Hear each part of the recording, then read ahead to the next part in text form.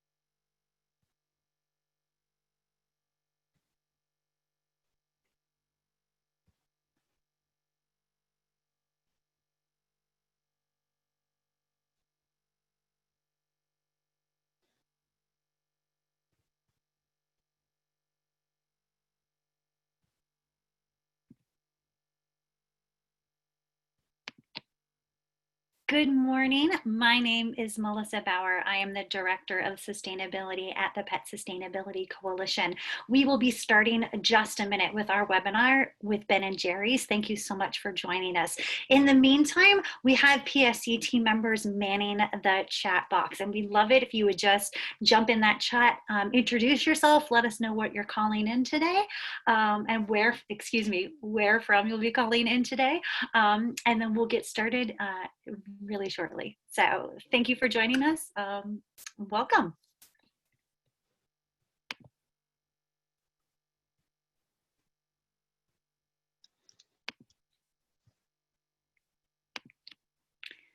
So let's get started. Just a few housekeeping things to make sure we're all level set before we begin.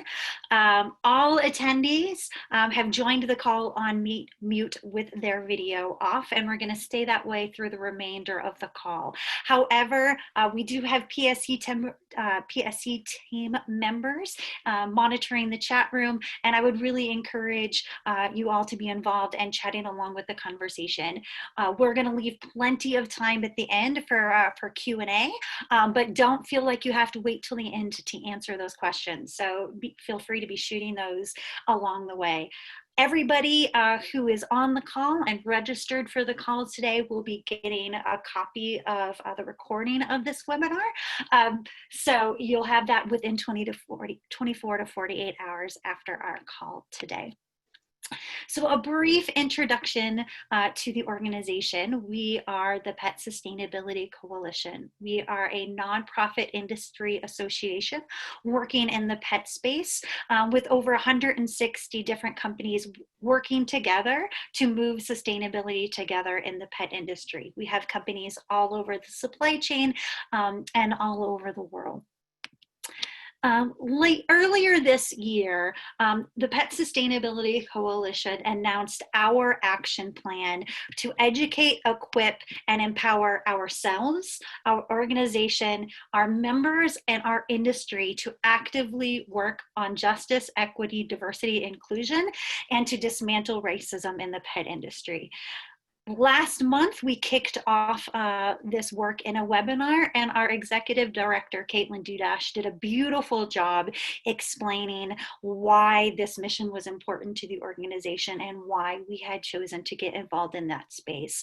Caitlin's beautiful message is available on YouTube, and if you haven't seen that, I'm going to really strongly encourage you to check that out. Our action plan covers many different areas and is rapidly evolving. It includes creating tools, resources, projects, and services for ourselves and also the industry as well. We kicked this off last month in a webinar with WeSpire, starting with our 30 days, 1,000 actions challenge. This challenge runs during the month of September and encourages anyone in the pet industry or anyone really in the public at large to take small actions and educate themselves in 6 different modules related to diversity, equity, inclusion. Those 6 modules you can see on the screen and range from everything from why diversity matters to environmental justice, all the way to how to be actively anti-racist. The original goal was to inspire 1,000 actions over the month of September. What I am absolutely thrilled to announce today that we have more than doubled that goal. And as of yesterday, we had reached 2,139 actions taken just in the first part of September. So I want to put out a huge congratulations to everyone who is participating in the challenge and encourage everyone who isn't to get involved. It is a free challenge. It is developed by justice, equity, diversity, and inclusion experts, and involves a wide variety of actions and education pieces that you can take optionally at your own pace. So we have currently 6 modules, but a 7th one is launching today, and I will tell you more about that later. But on a personal note, since we announced our action plan earlier this year, I've been having a lot of conversations with our team, with myself, with our members around this work. And I've been having a lot of conversations with people who feel motivated to get into this work, but don't necessarily know where to start, or are scared to make the wrong move, or say the wrong thing, or we think we want to head in this direction, but we're not sure and are feeling in a vulnerable place, which is why I'm really, really excited to have our conversation today with Rob from Ben & Jerry's. Rob is the Special Mission Special Project Director at Ben & Jerry's, and I'm sure all of you know, but Ben & Jerry's has been such a leader in having difficult conversations and providing actions in difficult subjects such as social justice and climate change and more. So I am thrilled to pass this conversation over to Rob Michalak. Rob, thank you so much for joining us today. Thanks, Melissa. It's great to be with all of you. You know, for me, it's kind of a return trip because I had a chance to visit all of you when we were in Boulder not long ago. And so great to be with you. And I know from the first time we were together that this is a very thoughtful, committed group. And of course, that's what's going to take when we're talking about diversity, equity, and inclusion. This is a long journey. It took centuries, and if you really look at history, millennia, to get in the shape that we're in. And so it's going to take us some very thoughtful, methodical, intentional actions to move forward. Now, we've been very impressed with your pet industry's plan and what PSC has been putting together to engage you to take these actions. And that was just great news to hear that you've already doubled the actions. And it's going to be interesting to see just how far you can go with this. I mean, let's go for 10 times, 10x. And so what I'm going to do today is I'm just going to share with you Ben & Jerry's own journey. Hopefully you'll be able to take from that how it might apply to you. And maybe there's one thing that is either reaffirming, or maybe there are a couple of ideas in this. Then we'll also talk about a fun challenge that we have just to kind of continue to make this journey. You know, you should have a little fun along the way. It's hard work. So, you know, sometimes you got to smile when you're doing it. And then we'll have some time for some Q&A towards the end. So I'm going to now, being an analog guy in a digital world, I'm going to try to go digital here. All right, so I am going to share my screen. Let's see, and Melissa, if you would just give me the signal that you can see this, and I will go into presentation mode. Yeah, we can see it. Thanks, Rob. Okay, so hopefully. There we go. Okay, good. Widescreen TV.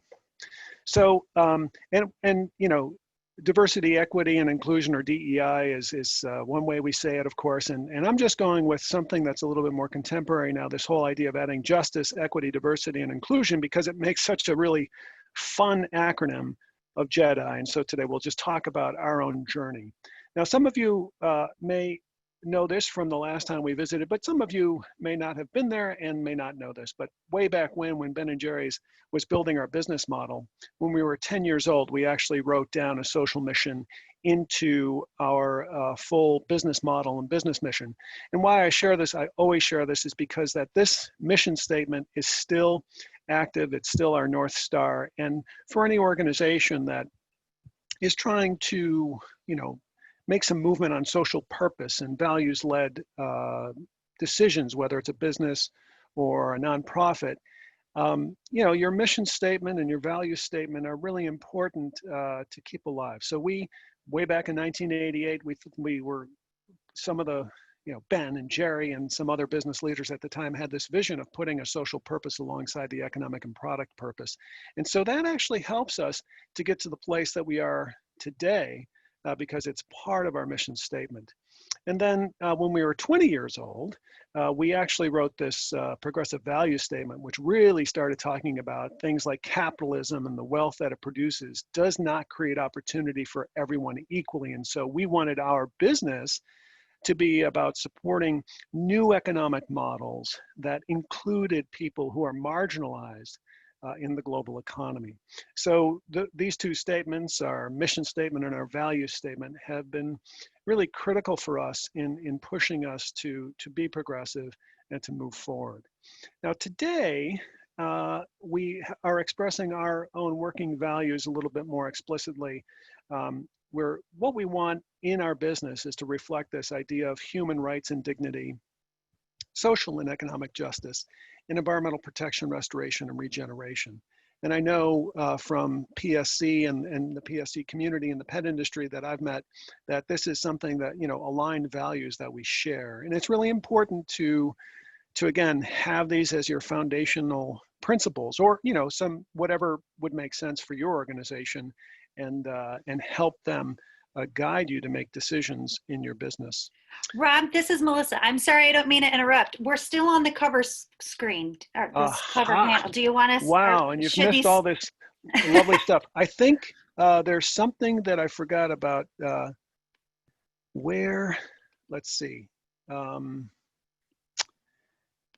This has happened to me once before, and I was trying to remember. Somehow my screen is moving really well.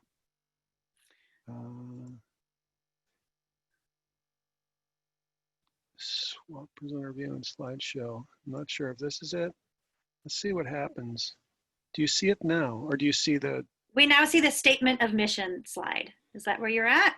Yeah, and do you see like the slide that's coming up next, or you just see the one slide? We just see the one. Wow, there we go. Okay. Hey, well, thanks for hanging in there with me. You've got a little preview of these slides. All right. So this was the mission statement that I was talking about that we created when we were 10 years old, and putting that social purpose in there. And it was important to write it out and and then see it everywhere in our organization. It's in everybody's offices. I guess now it's your virtual office, but it's in the hallways, and it's meaningful.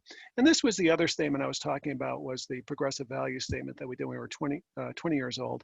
And really, this is what started to really propel us towards being a very progressive company, because we were working for those new economic models that included those on the economic margins.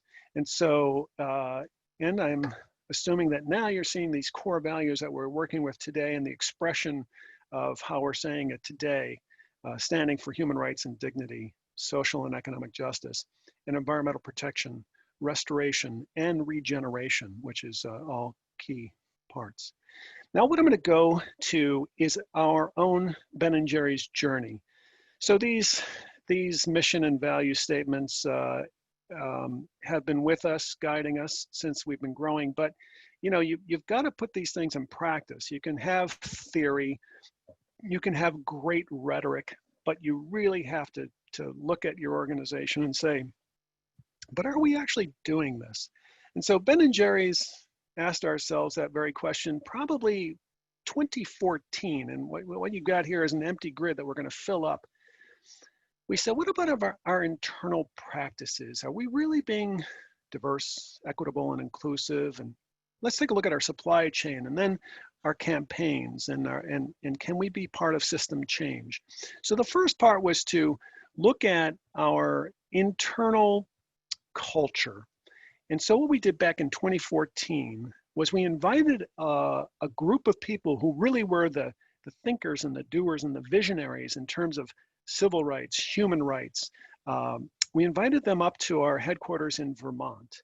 And we really had a town hall that was just for us to listen. Some of the players that came up, we were seeing Philip Agnew there, who was the founder of Dream Defenders after Trayvon Martin's death. Philip Agnew has been a leader in this movement for a long time now. Heather McGee is over there to the left. She was the head of Demos at the time, but now is with Color of Change. And she was part of this group. It was actually about a dozen leaders. Maya Wiley, who's also, if any of you watch MSNBC, she's often on some of those shows as a commentator, a legal commentator, but she also worked for the mayor of New York City at the time that she was coming up to visit with us. So we just listened. We said, what do we not know about our own culture and ourselves to even ask? We just left it wide open.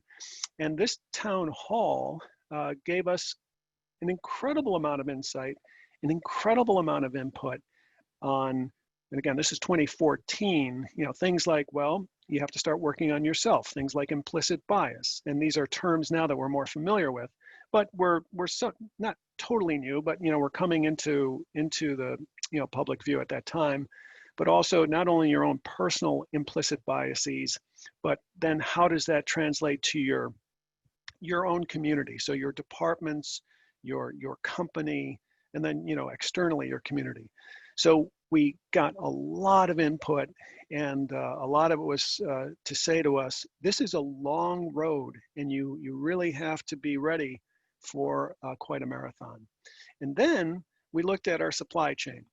Now we do a lot of very progressive things with social enterprises and fair trade and stuff, and we'll just take a little peek at that as we go. But what about some of the domestic cherries, berries, and nuts and other suppliers, services, professional, consultants and contracts? Are we really diverse, equitable, and inclusive there?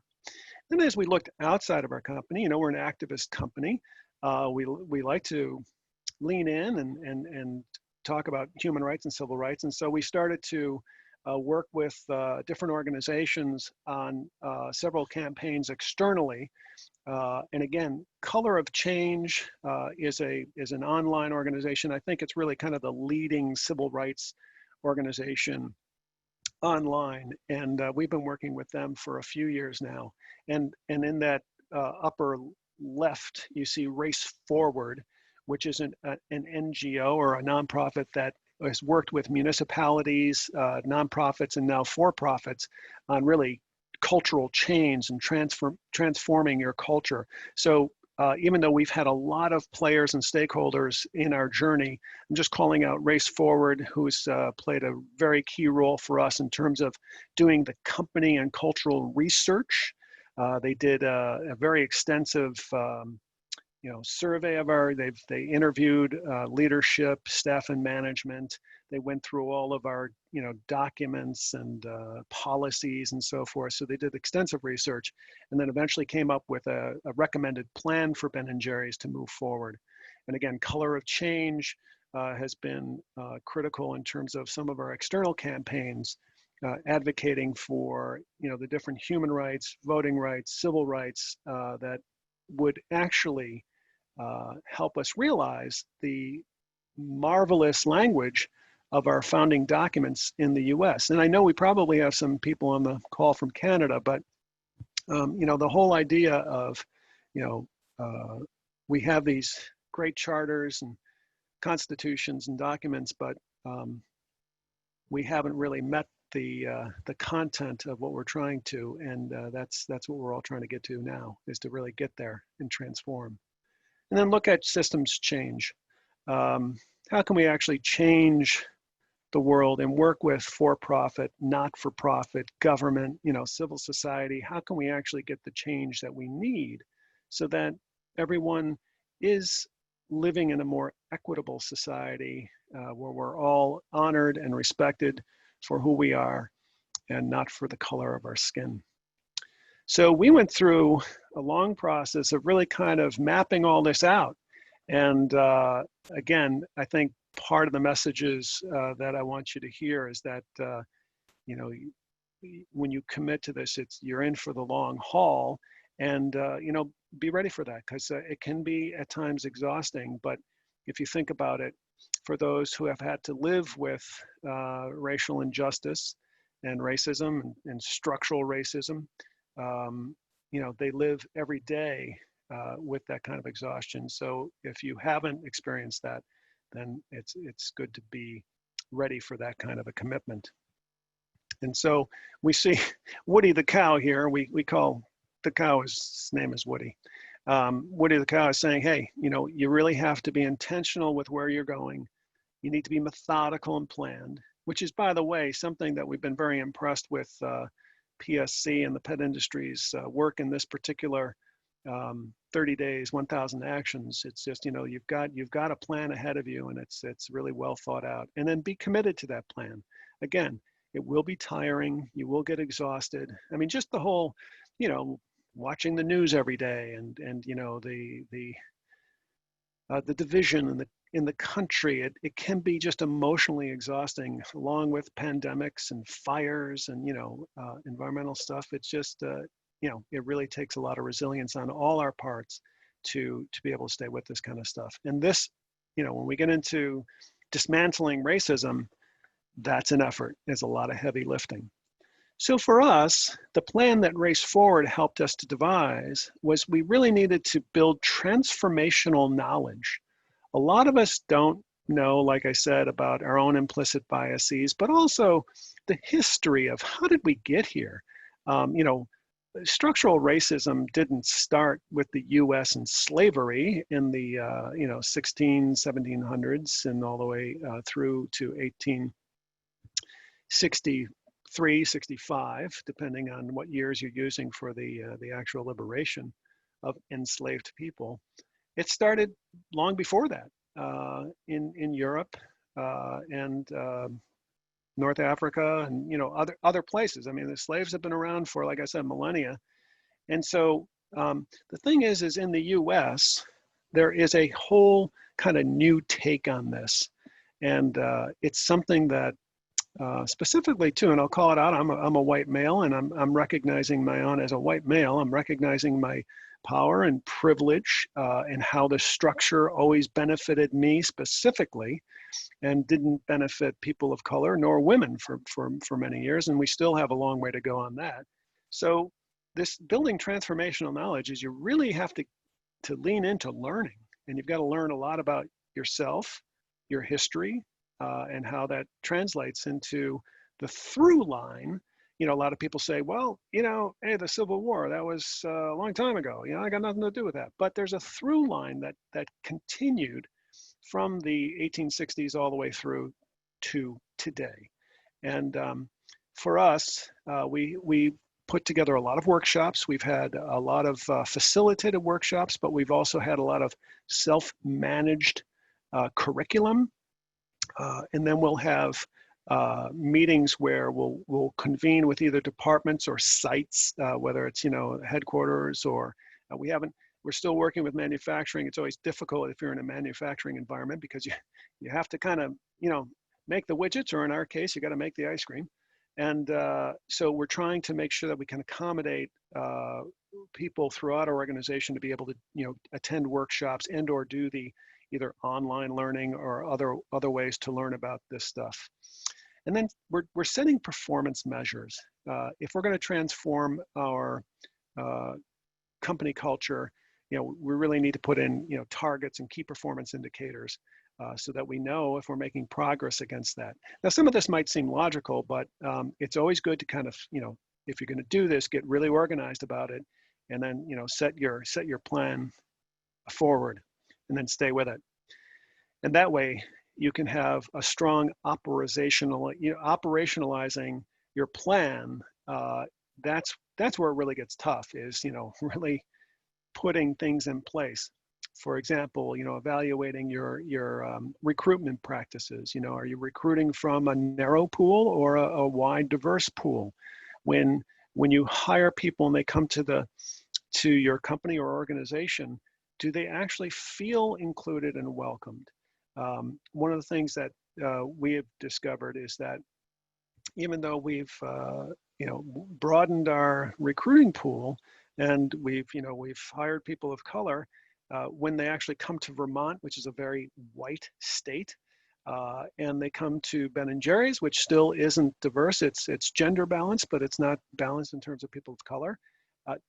Do people feel comfortable? Do they feel safe? Do they feel like they're actually included? So that's a critical thing to think about. So what we did was we set in place 4 working groups. And the 4 working groups have people from throughout the company, from manufacturing and headquarters and from different levels, management and staff. The 4 working groups are looking at cultural transformation.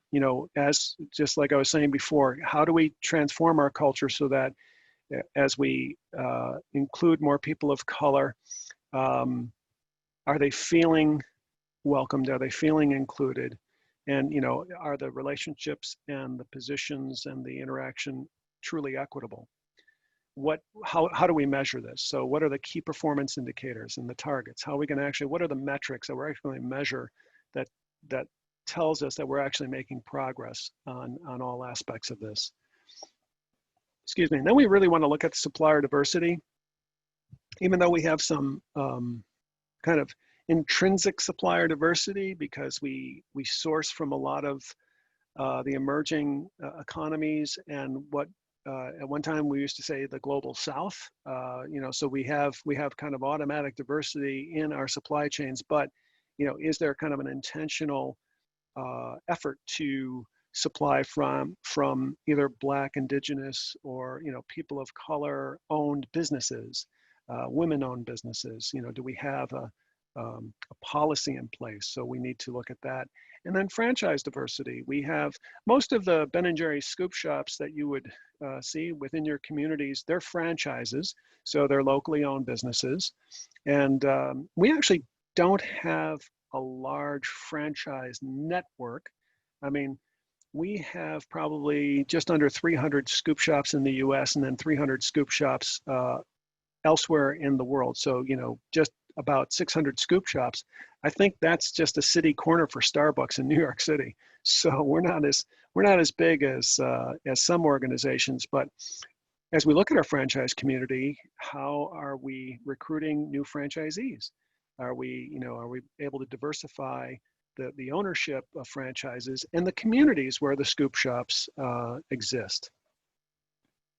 So, as we start to operationalize a lot of this work, one of the things we did in our dairy industry, of course, dairy is about half of our ice cream pint, and there is a lot of diversity and issues surrounding farm workers. And so we were the first company to sign on with the Milk with Dignity program, which is a worker-designed, worker-led program that establishes labor standards within the dairy industry. And so we signed on October 3rd of 2017. So the first full year of that was 2018 in terms of operationalizing that, and 2019. So now we've got about 2 to 2.5 years of the program in place, and we're learning a lot. And it is designed to be a solution, a program that creates solutions for both the farmers and the farm workers. The idea is to support the farmers, knowing that dairy farming and family farming is actually a very at-risk business right now. It's really difficult for family farms to stay in business, and then we want to make sure that the farm workers are working in a dignified environment. As we look through our business, and some of you may know this story, but I always like to point it out. We work with social enterprises. Grayston Bakery in Yonkers, New York is really probably one of the best examples of how the product mission, making a great flavor like chocolate fudge brownie or half baked, it takes care of the product mission. And if it's a great flavor, it's going to sell, which takes care of the economic mission. but we want to be able to see throughout our value chain ways that we're able to utilize all this to create, social benefits. And the Grayston Bakery hires people that have barriers to employment. They might have been in jail. They might have dropped out of high school. They might have been recovering from substance abuse. They may be homeless. And it's very difficult for them to find a job. But Grayston says we don't care about that. We don't care who you were. We care who you are. So if you come to us and you sign up and you get in the queue, then you're next up for training. And if you go through the training, where you're reliable and committed and you get through it, then you're next up for a job. And what I like about this is that since 1989, when we got this all started, to last year, which is where we have the last full numbers, this has created 3,500 jobs for people who could not find jobs. And that's over 70 million in payroll. And one of the things I like to say, a lot of us will say, oh yeah, Ben and Jerry's, you're up there in the People's Republic of Bernie in Vermont, a bunch of crunchy granola socialists up there. Well, this is capitalism. This is putting money into the community. It's 70 million in payroll. That's putting money in people's pockets to pay rent, buy food, buy clothing. This is capitalism done well, capitalism done thoughtfully. And so, and in this case, it really helps with the diversity, equity, and inclusion aspects of what we're trying to do. The other thing that I like about this is Grayston is part of the Grayston Foundation community. So there are other pieces. There's the bakery. There's also support services such as housing and childcare. And over the years, it's actually supported 19,000 families getting benefits through this whole network of Grayston in Yonkers. And so it's a great example of how this can work. When we look out, as I was mentioning, a lot of our ingredients come from emerging economies, coffee, cocoa, bananas, almonds, vanilla. And so what we've been doing is in our fair trade community, fair trade certified, we have a thing, the PDI on this that you're looking at is the Producers Development Initiative. And so what we're doing is we're asking how can we help what essentially are family farmers that are small holder agricultural producers in these supply chains to actually have dignified lives and sustainable livelihoods. And so in each one of these supply chains, we've worked with Fair Trade International and a couple of other nonprofits that are really good at this kind of work to work with these producers to find out what can we do to help them actually achieve sustainable and dignified livelihoods in these supply chains. So so far we've been talking about the internal work, and now we're just going to take a quick look at our external work. And so we have a lot of campaigns, many of them you may have seen. Right now, the external campaigns that we have going are on criminal justice reform, voting rights, of course, in this election year, refugee asylum and resettlement, which is more focused in our European market, but that's not something that we escape from in the US, Canada, Mexico, and all of that. So in North America, it's an issue as well. But most of our refugee asylum and resettlement work is being done in Europe, where there is a much bigger issue right now. Climate justice around the world, and then LGBTQ rights in places where we can address those. Sometimes in some countries around the world, LGBTQ rights are too incendiary. There may be legal policies and things. And so we are careful, and we try to honor cultures wherever we are around the world as we grow. So some of these campaigns, again, Justice Remixed is a flavor that we launched last year. It's a limited edition flavor. We are going to be bringing it back out as we head into this election year. But we've been very clear about our position on dismantling white supremacy. I know there is a lot of debate about really, is there structural racism? Well, we subscribe to the fact that there is a lot in history and documents and court records and Supreme Court decisions and redlining and all sorts of ways to prove the fact that we have structural racism, and that especially for the people in power, which would be the white people, that we need to lean into this, recognize it, and actually become part of the solution. Because if we don't, we're just going to be fighting this, endlessly. Uh, and in Europe, as I mentioned, we're working on the refugee resettlement and asylum. And actually, we have a flavor over there called Cone Together. And, we like to go for the puns here. But there's this picture that you're seeing on this slide that's actually Ben and Jerry in the center of the picture, Ben on the left, Jerry on the right. And then a high-level official from the United Nations to their right. And then our CEO, Matthew McCarthy, who's all the way to the right. He actually looks more Ben and Jerry's than Ben and Jerry these days, if you can see that well enough. So our journey has been long. We are humble in the fact that we have a long way to go. We are really just understanding, really the root causes for a lot of, like, in our own business, with our campaigns and with our learning. We've really gone deep into the root causes of, like, our own Ben and Jerry's culture. Like, why do we behave the way we behave? Why do people feel uncomfortable if they're people of color? Why do we make decisions like where our franchises are?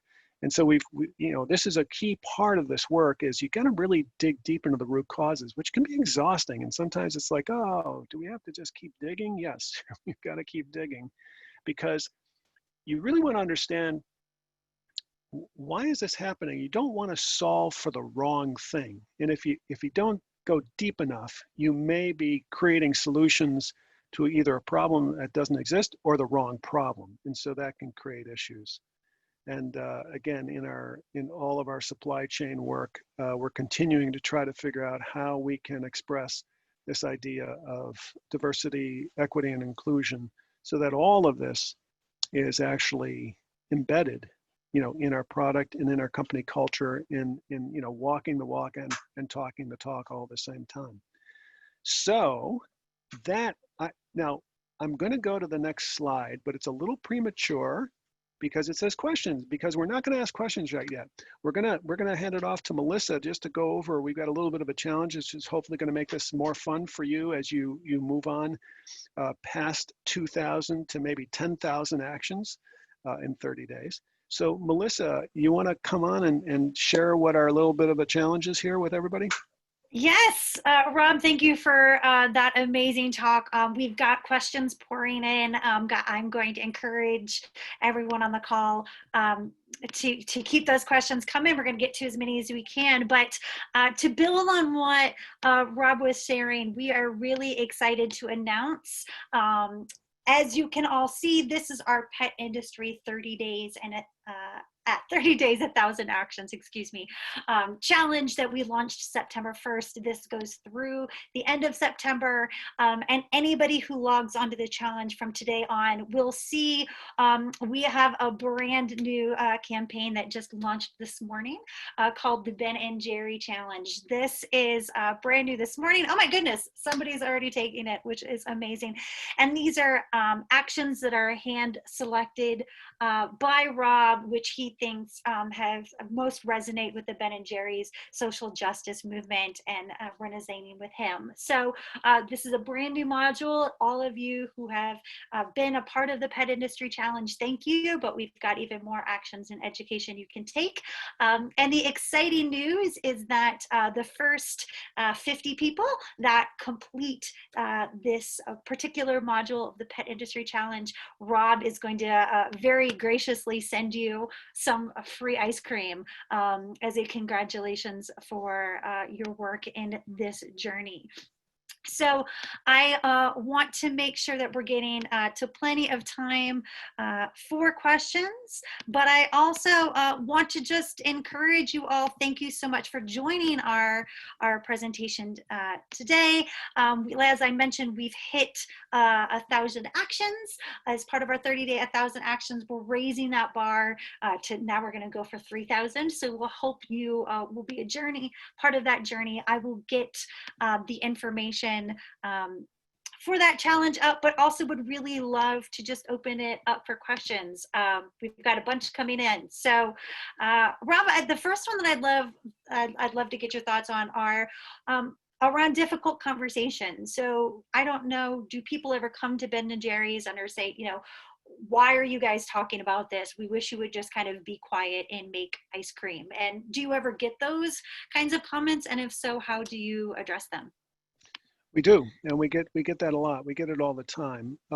Part of it is, to make sure that you honor the person where they are. A lot of people will not share these values, and in this kind of flashpoint moment that we are in history, we really are divided, and people are, pretty emotional about this kind of stuff.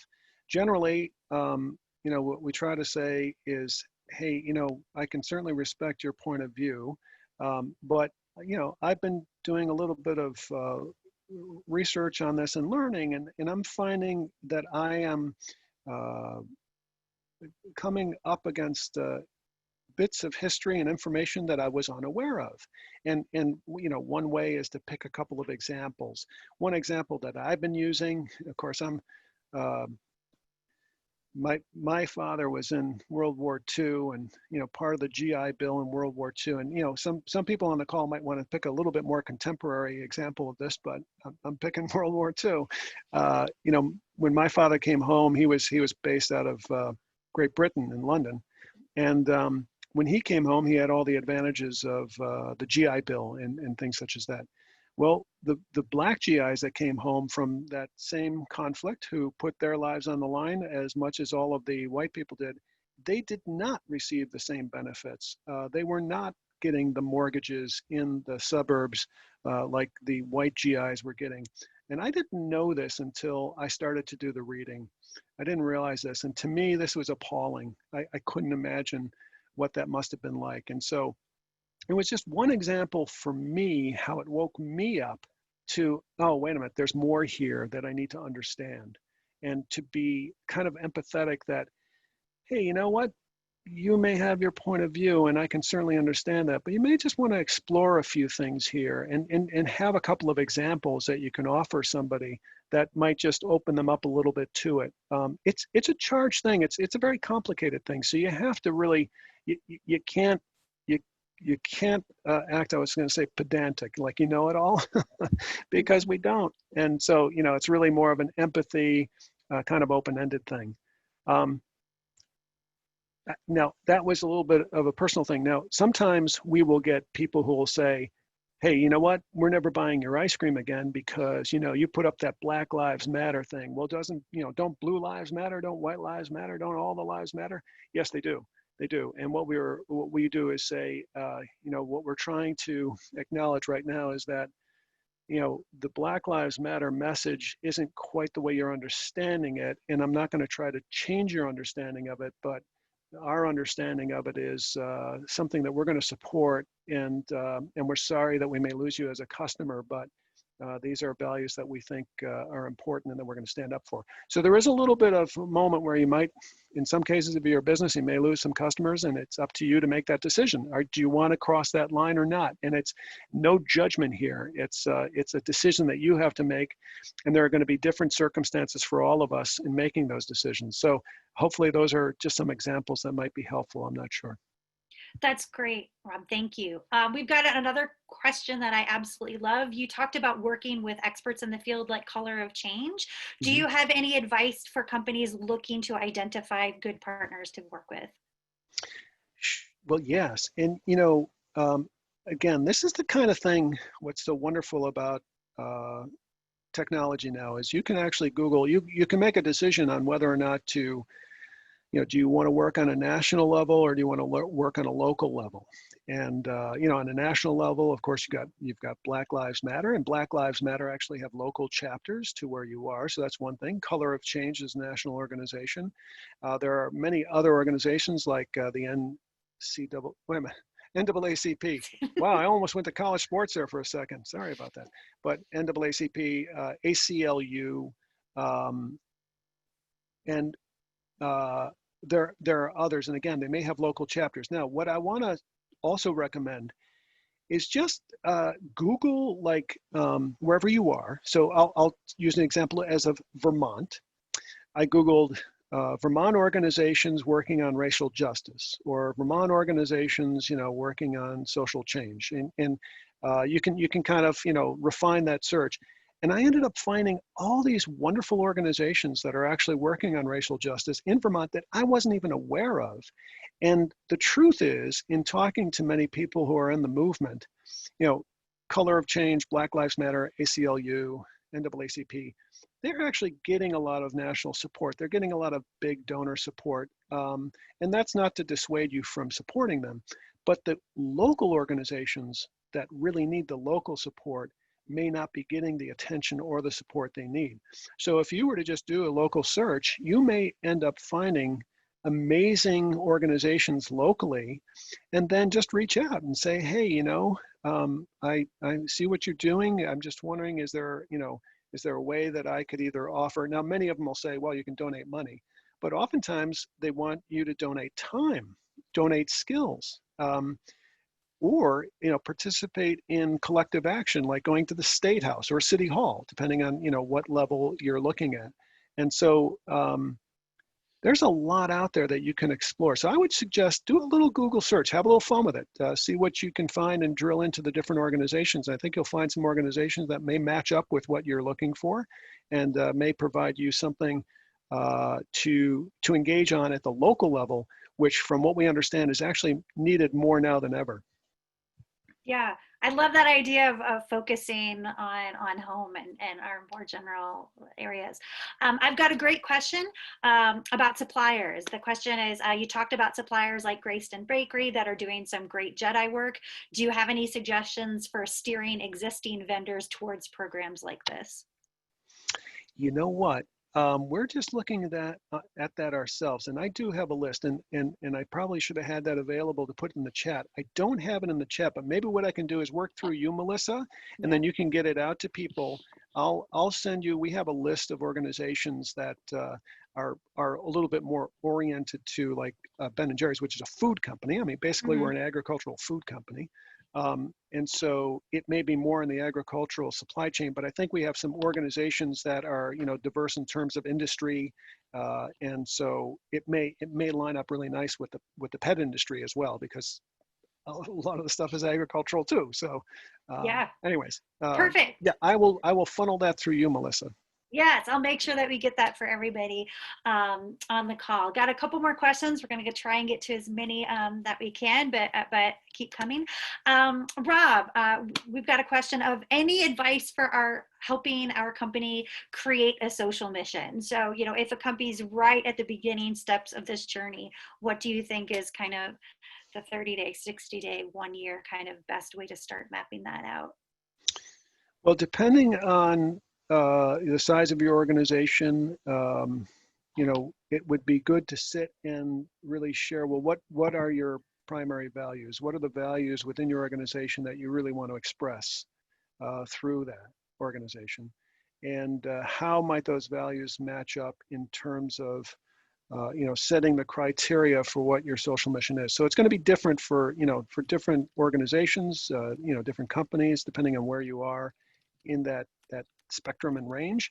But really, I think from your founders and then your employees and management, you might convene, and you could probably find some good facilitation. There are a lot of professional facilitators that can help. Again, I think you could probably Google at a local level or a regional level and get some good facilitators for leading you through that discussion, but have a thoughtful discussion about, well, what are the meaningful values to you? And then, kind of boil that down into a couple or a few, and then you can carry on for how you want those to be expressed through your business. Great. Thank you. Sorry, I've lots of questions coming in. Yeah. I'm going to try, like I mentioned, we're going to try and get to a couple as many. I know we're starting to come up against time. I've got a great one. As a company, do you think it is easier to start from a place with a mission around social justice, or do you think it's a bigger challenge to kind of, if you're a company you're already established and you're going to start a social justice campaign, or do you think it's, if we have somebody who's starting a company, right, should they incorporate that from the get-go, or, let's make sure we're actually stay in business and then tackle that later? That's an interesting question. I think if I were to be completely honest about it, I think it's easier to start with the values in place. However, that shouldn't uh,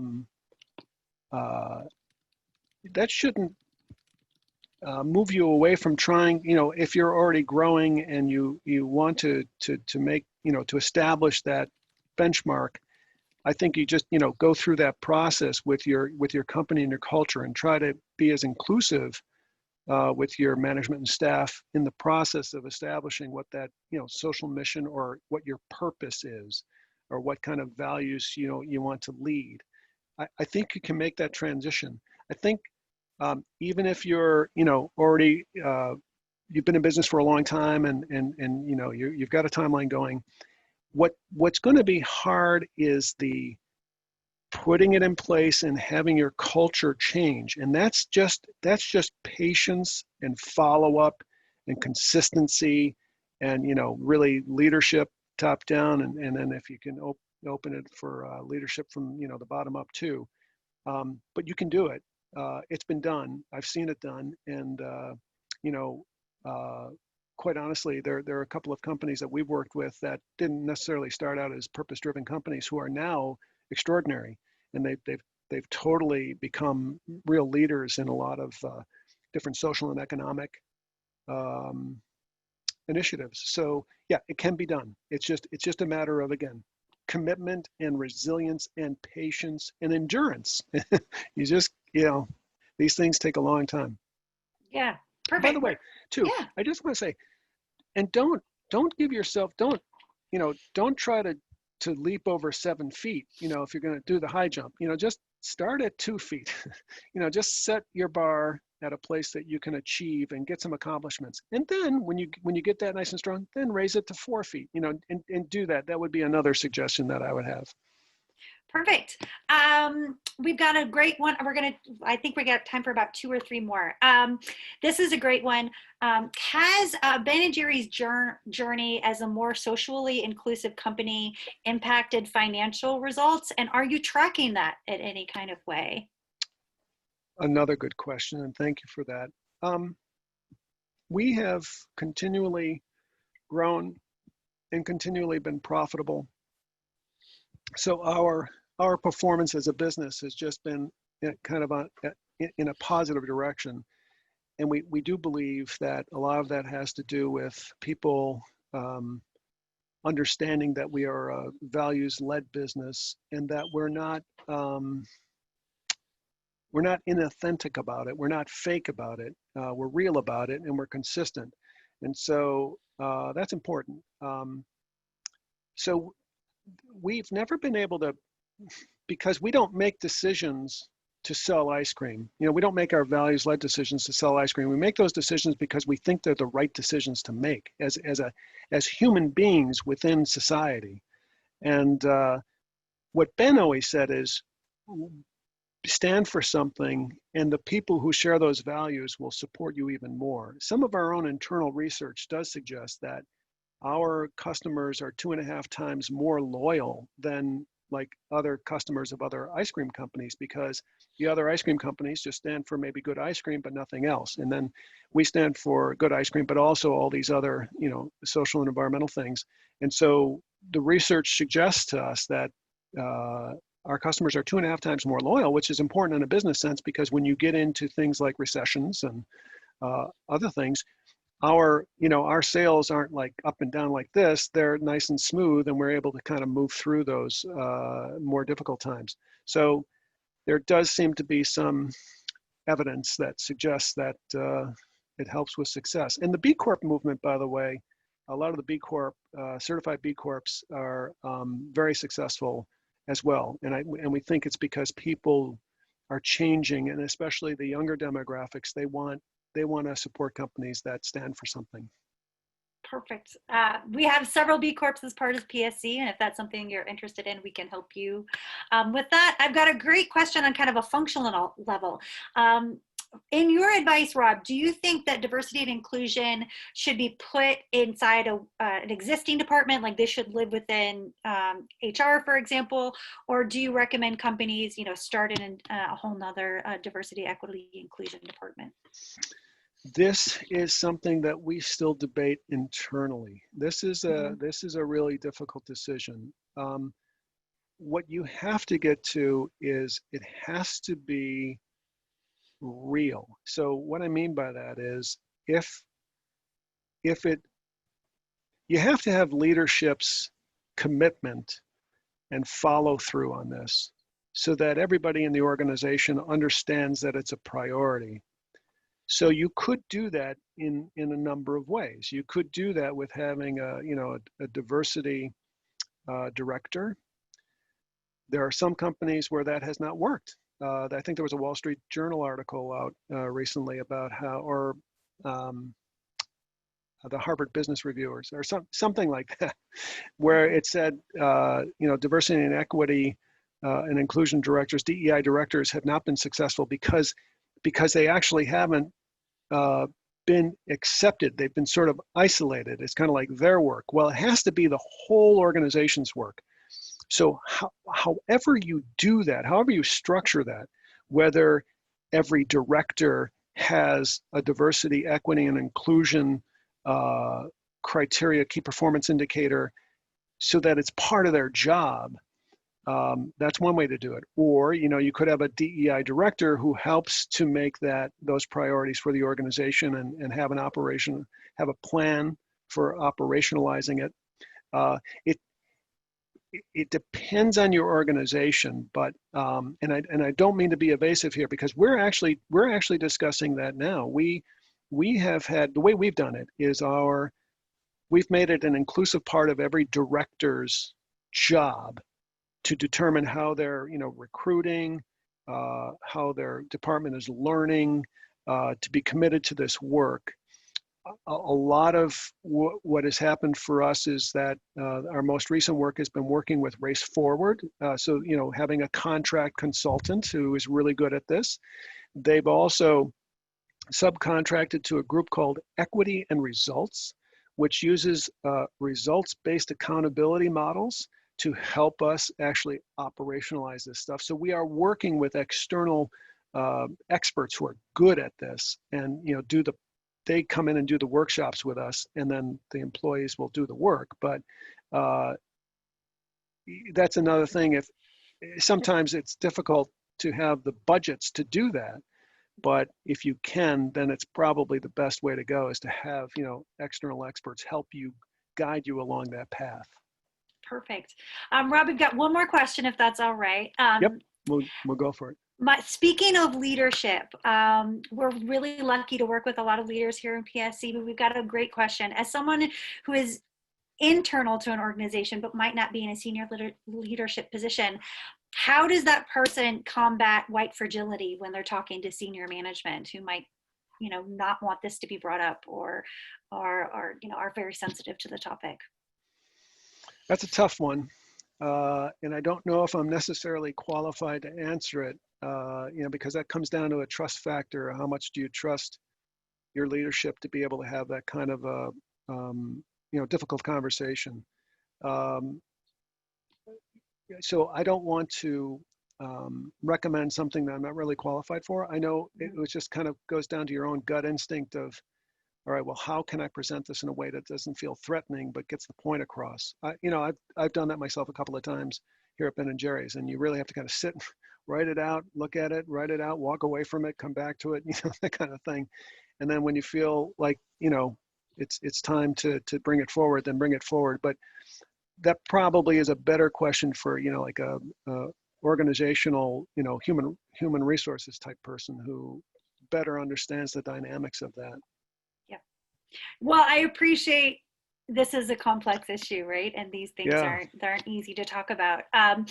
On that note, we are working with JEDI consultants here at PSC. So if you'd like to be put in contact with any of our experts, we're happy to do that. I also really want to encourage everyone on this call, if you aren't already actively involved in our 30 Days, 1,000 Actions Challenge, as I mentioned, we're tripling our goal, and we can't do that without you, but the new Ben & Jerry's module and challenge is a great way to do that, and take these both organizational but individual actions as well, to build a more diverse, equitable, and inclusion pet industry.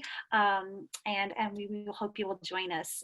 We will also hope you will join us as we further this conversation past the challenge and on September 30th. So thank you so much for your leadership and your time and your expertise on this.